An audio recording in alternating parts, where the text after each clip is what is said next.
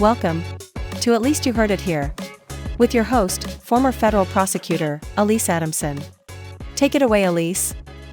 Hello and welcome to another episode of At Least You Heard It Here. I'm your host, Alyse Adamson. And this is the podcast where we put the topic of the day on trial, but today's topic is a trial, and I am referring, of course, to the Sean P. Diddy Combs trial. Mr. Combs, a music mogul known to the world as Puff Daddy, P. Diddy, and for running Bad Boy Records, is now on trial in Lower Manhattan, facing 5 charges, including a RICO charge, racketeering, conspiracy, and sex trafficking, all related, for the most part, on how he treated young women, most notably Cassie Ventura, his former girlfriend, who allegedly he abused over the course of 11 years, flying her around the country to participate in something known as a freak-off, which is essentially a days-long sexual encounter with escorts, all for the sexual gratification of Mr. Combs. And of course, the relevant question in this case is whether or not Cassie Ventura's and then other unnamed victims' participation in these freak-offs was consensual or whether it was coercive. Because to prove this RICO charge, the conduct must have been coercive. So that's a lot. And there's a lot to unpack there. I suspect that this will not be my only episode covering this trial. And in fact, I have been following it very closely, providing analysis to various media outlets on my own social media platforms, and now here with all of you today. So because there's a lot to unpack, I'd like to focus on the lead charge in this case, because a lot of people don't really understand what racketeering conspiracy is. I think a lot of people have heard about it. This guy, Puffy, buddy, this guy is in an enormous amount of trouble. I don't think I've ever seen anything like this. They got this guy in a RICO case by himself. And so when we hear about RICO, a lot of times we think of this. Your Honor, please let the record reflect that Mr. Hill has identified the defendant, James Conway. The mob, right? And then with that, the mob, we think about the guy who kind of pioneered using this charge to bring down the mob. And that is Rudy Giuliani. Before he seemingly lost his mind, he was a very, very smart, ambitious career prosecutor who used the RICO charge to take down mob bosses who are notoriously hard to take down. And why? Well, the whole concept behind a RICO is to get the people who are sitting on top of a corrupt enterprise, because that's what the prosecution has to prove in a RICO charge, that an organization is being run as a corrupt enterprise, as an organization that is committing crimes. And so with the mafia, you would have the high-level mob bosses. And I mean, you think about the movies. They're sitting back in their chairs and they're giving their foot soldiers directions, or even people below the foot soldiers, right? And then the foot soldiers are the ones out committing crimes. So before, you could only get the little guys. But how did you get the guy up top? Well, you hit him with the RICO. You prove that the entire organization is a corrupt enterprise. It is committing crimes.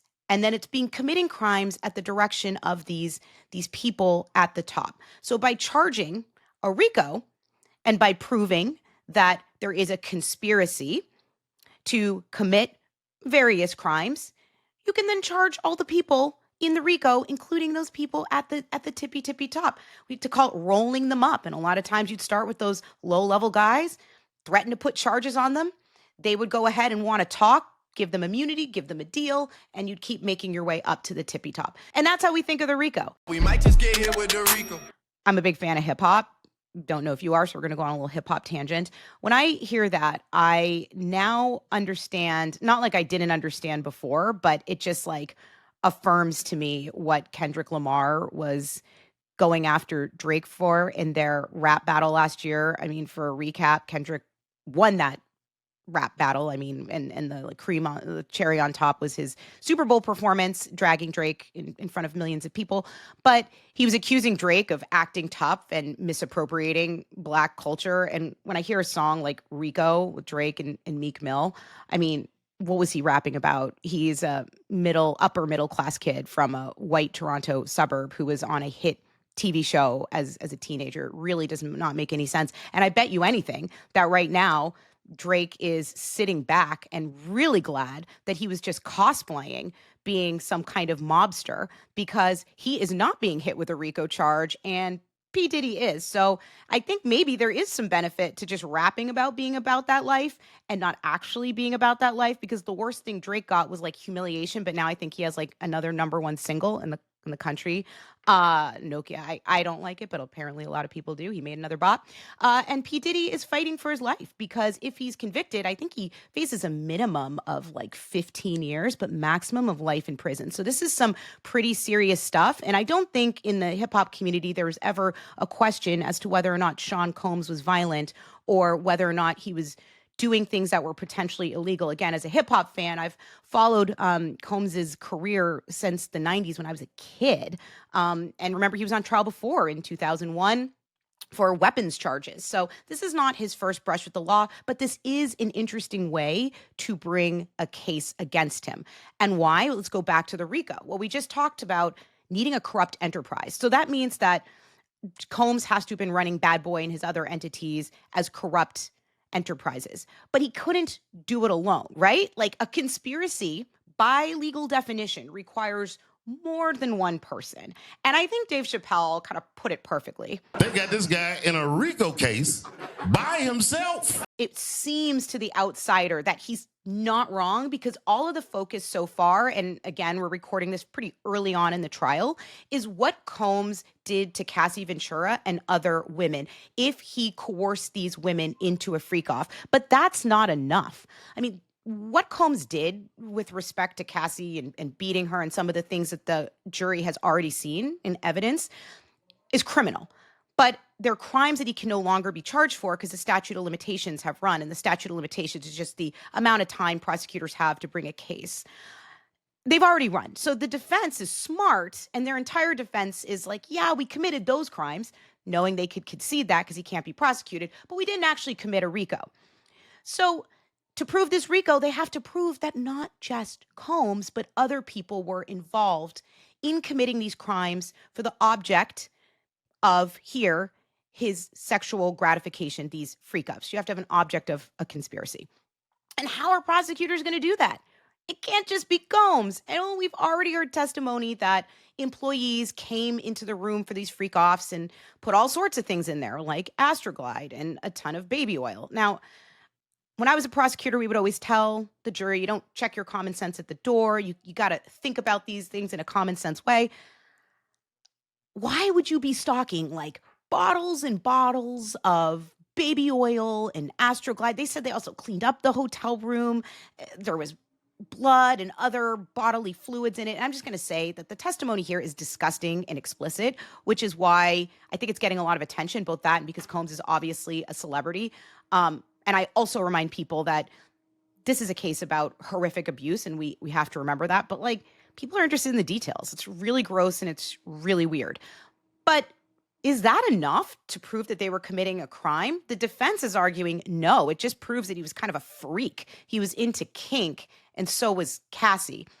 So what we're going to have to see is prosecutors presenting more employees to demonstrate that they knew that they were committing crimes at the behest of Mr. Combs.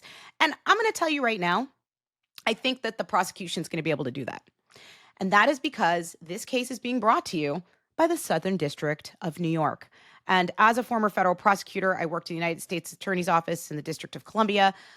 I know the reputation of various offices, and every office is full of phenomenal attorneys. But SDNY, and I'm saying this as a DC prosecutor, they like to be known as the cream of the crop. And the reality is there's some phenomenal prosecutors. And they don't bring cases unless they really think they're going to win. I think they have like an 85% conviction rate. Check me on that in the comments. Could be even higher.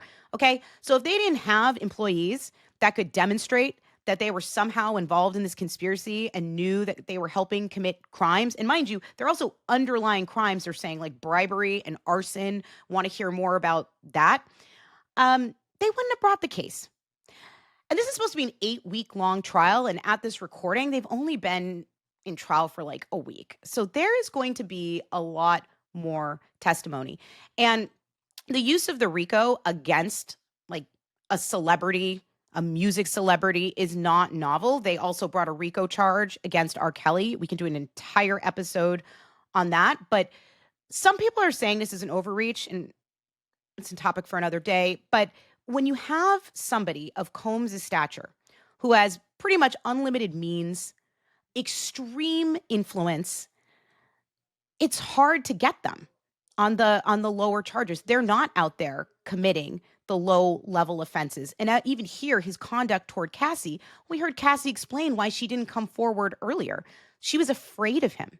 He had all the money in the world to quiet people. That video, there's a 2016 video obtained by CNN of Sean Combs beating Cassie in the hallway of a Los Angeles Intercontinental Hotel. And how did he get that suppressed for nearly 10 years? He paid them off. He just had cash and he handed it to some people and it went bye-bye for several years until Cassie was ready to file this suit and everything started to come out. So it's really hard to catch these people. And so by charging a RICO, it's kind of the same rationale as charging those mob bosses. You can get up to the tippy top even if they never got their hands dirty. And that's what's happening with Combs. So I'm curious to hear your thoughts. Those were a little pro cons. I always ask you to be my jury. Now, of course, we didn't do a formal trial, and that's because this is a trial, and we're going to be following it very closely. But I want to know what you think. Was this an overcharge? Do you understand why prosecutors went ahead and charged us the way that they did? Do you think that if it was an overcharge, they shouldn't have done anything? Because mind you, all of the domestic violence counts, they can't try. Curious your thoughts. Curious if you want more explanation. Curious if you're also a hip hop fan like myself. I just, between the Drake-Kendrick rap battle last year and now this trial, there's a lot to follow. And if you're steeped in the culture like I am, you kind of understand the atmospherics. But if you're not, it's probably a moment in time where you're scratching your head. So if there's anything you'd like me to cover, go ahead and tell me that too. And if you like what you've heard here, go ahead and hit subscribe. And remember to tell folks, at least you heard it here.